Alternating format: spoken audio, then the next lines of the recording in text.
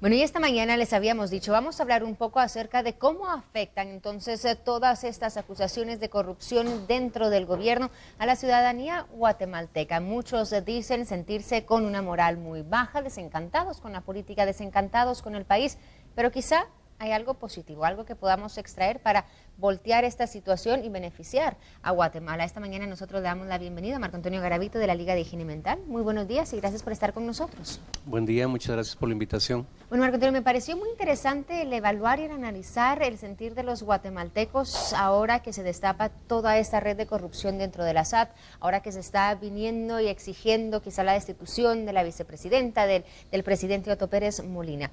Primero que nada, quiero obtener tu visión de todo lo que está ocurriendo. ¿Cómo afecta esto? ¿Cómo crees tú que está afectando nuestra Guatemala? Yo creo que hay dos maneras de verlo. Una, sintiéndonos abrumados, digamos, por la cantidad de información negativa que ha aflorado en estos días y ello minar un poco nuestro estado de ánimo. Y la segunda, que me parece que es la que más está ocurriendo, pero que hay que tener cuidado y lo vamos a hablar, y es ver esto en un sentido absolutamente positivo. Para los guatemaltecos en general, aunque no tengamos la información precisa, es bien claro que a lo largo de la historia de este país, este tema de la corrupción, de la impunidad, de las mafias, todo eso existe, está allí, ¿verdad? Pero hay un fenómeno en la psicología de los seres humanos que cuando no tenemos la posibilidad de cambiar esas realidades, nos vamos acostumbrando a ella y de alguna manera nos vamos adaptando y no planteando nada. Pero en este momento la investigación del Ministerio Público y la CICIG revientan esta bomba que me parece que es absolutamente positivo para evidenciar que todo ese sentimiento de, perdón la palabra, de asco que la ciudadanía tiene por este sistema, ¿verdad?, es real. Es decir, aquí no podemos ya llamarnos a engaños y nos pueden pintar cositas y enseñar espejitos, pero el sistema político y económico de este país ha colapsado totalmente. No se quiere reconocer que vivimos en un estado fallido. Recordemos que desde el punto de vista teórico, que no me gustan mucho estos temas, pero desde el punto de vista teórico el Estado está construido para el beneficio, el bienestar y el desarrollo de la población. Y en este país por siempre hay niños que se mueren de hambre, hay desempleo, hay crisis, etcétera, etcétera. Este Estado ha fallado hace mucho tiempo, este es un Estado fallido y necesitamos reconstruirlo, pero a veces se necesitan eventos como estos para iniciar, digamos, un camino. Una catarsis total. Pero ir más allá de la catarsis, porque yo puedo llorar frente a un problema y no pasó nada, solo me desahogué. Y yo creo que ahorita el riesgo y el cuidado que debemos tener es que este fenómeno no sea solo catarsis, porque entonces va a pasar este momento, esta coyunturita, y entonces todo va a seguir igual. A mí me llama mucho la atención que sectores, partidos políticos que no habían hablado de estos temas hace apenas una semana, hoy aparecen abanderando, digamos, todas las luchas contra la impunidad y la corrupción, el pedido de que la CICIG se quede, si no habían dicho nada, ¿verdad? Es decir, la ciudadanía tiene que entenderlo y ubicar bien quién se aprovecha de estas situaciones. Claro, y lo estamos viendo como tú dices, ¿cómo reaccionamos ante todo esto? Entonces, también la ciudadanía, ante la apertura ahora de, como tú dices, los distintos políticos que salen ahora a hacerle lucha, digamos, a este frente a la corrupción. Y eso es un riesgo porque pueden llevar de nuevo el camino que me parece hay que profundizarlo hacia un rumbo no correcto. Por ejemplo, cuando se empiezan a plantear toda una serie de demandas maximalistas, se le llaman mayores. Y muy rápido recuerdo, en el gobierno de Vinicio Cerezo, yo recuerdo una huelga magisterial en la que los maestros planteaban una serie de reivindicaciones y se le plantaron 2 meses, creo, en huelga al presidente Vinicio Cerezo. Pero finalmente no se logró nada, ¿verdad? Pero en el marco de la huelga hubo un momento en que sectores radicalizaron esa lucha que era reivindicativa de los maestros y el planteamiento era, digamos, la expulsión de Cerezo de la presidencia, que no era eso el objetivo inicial. Y entonces finalmente no logran nada, Vinicio Cerezo no les da nada, creo que incluso se les descontó salario, y a partir de ahí muchos maestros dijeron, yo no me vuelvo a meter en nada porque salgo perdiendo. Entonces hay que tener cuidado en este momento de que las demandas no se vayan a lo máximo.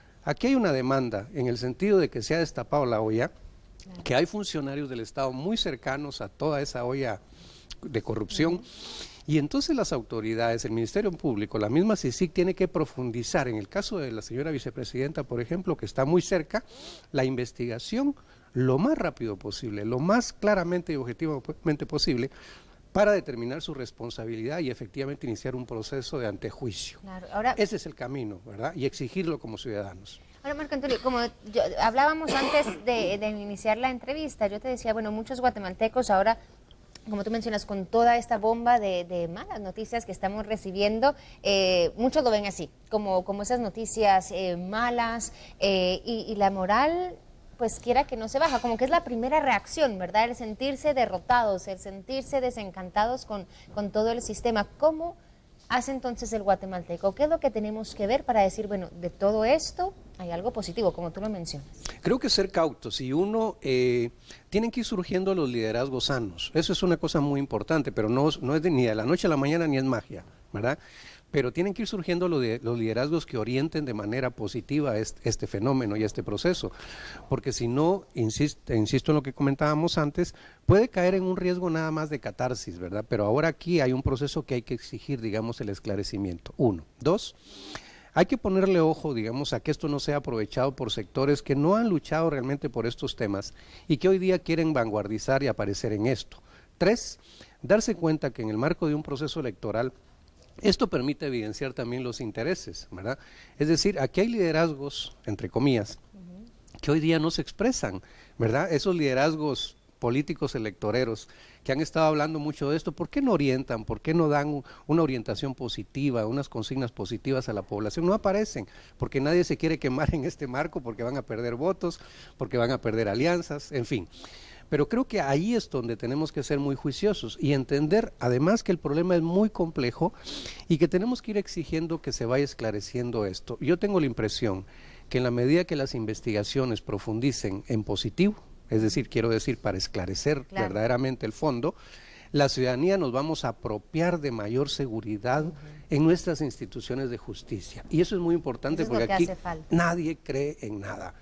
Y hay un fenómeno en el ser humano cuando estamos sin una identidad hacia las instituciones del Estado, y es que se genera un fenómeno de identidad disociada, o sea, finalmente yo no creo en nada acá. Usted cree en la policía, no cree en los diputados, no cree en el presidente, no cree en nadie, y eso es muy negativo para el estado de ánimo. Y se ve reflejado en nuestra sociedad y en todo nuestro comportamiento. Totalmente. ¿Cómo va a ser este país en 5 años? Peor, ¿verdad? Es decir, esperamos que se resuelva algo. No, yo creo que la vida nos ha abierto una oportunidad.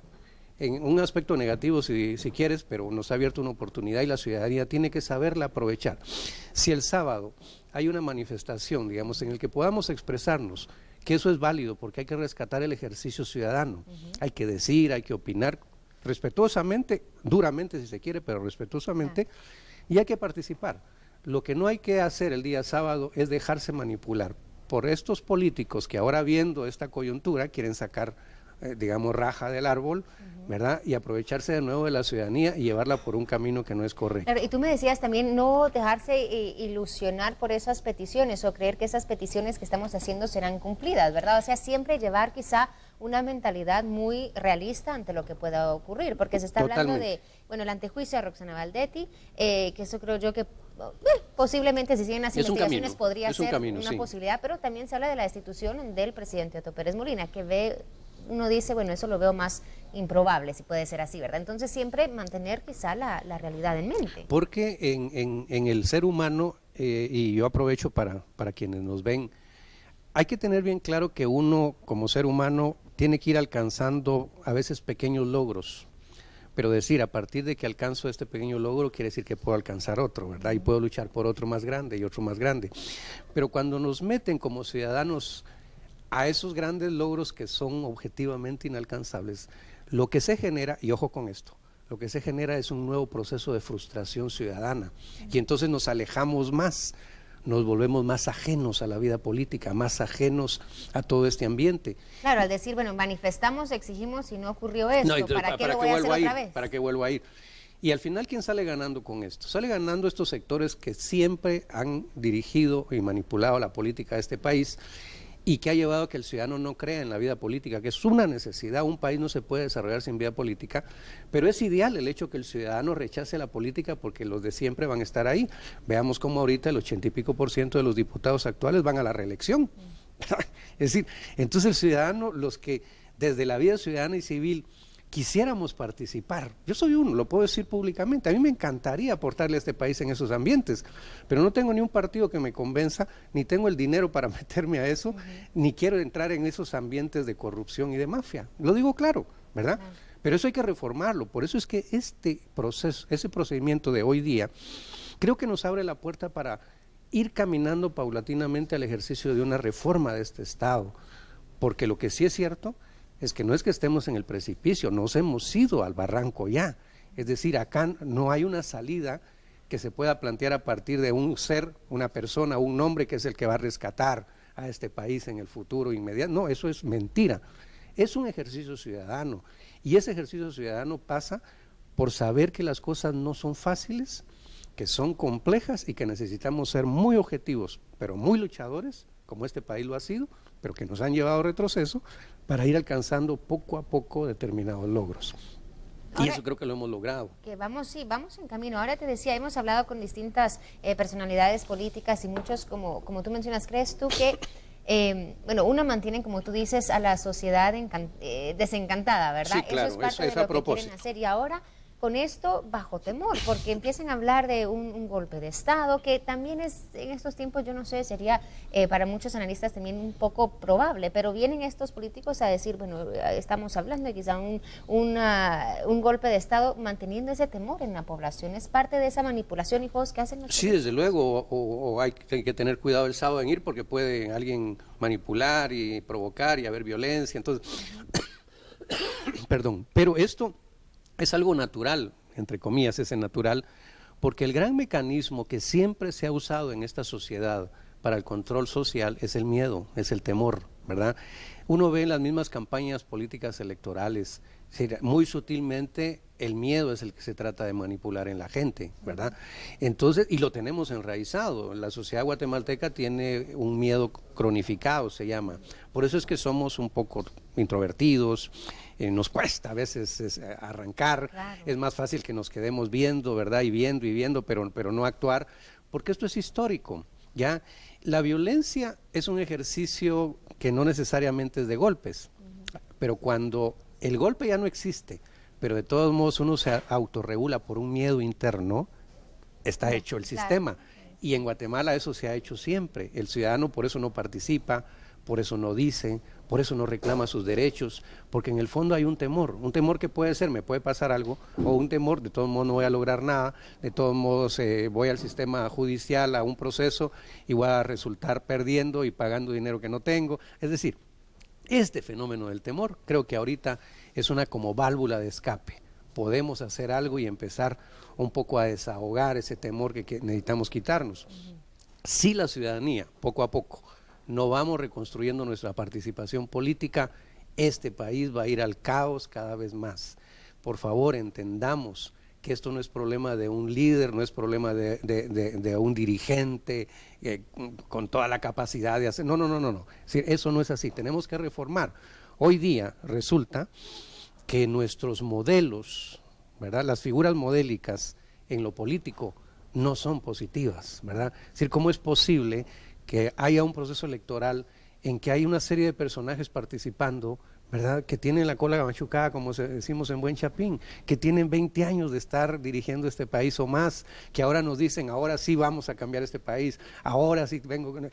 Ahí han estado en el poder, es decir, necesitamos gente joven, gente nueva, pero en un nuevo sistema. No se trata, como nos pasó en la legislación actual, de que llegaron los dipuquits, ¿verdad? O los diputados y fueron chiquitos, absorbidos por ese fueron sistema. Absorbidos. Eso es un canto de sirena cuando alguien dice, yo voy a llegar al Congreso, por eso quiero que me metan en un listado nacional y yo voy a ayudar a cambiar. Es mentira, lo van a absorber, lo van a cooptar y lo van a corromper. Ese no es el camino.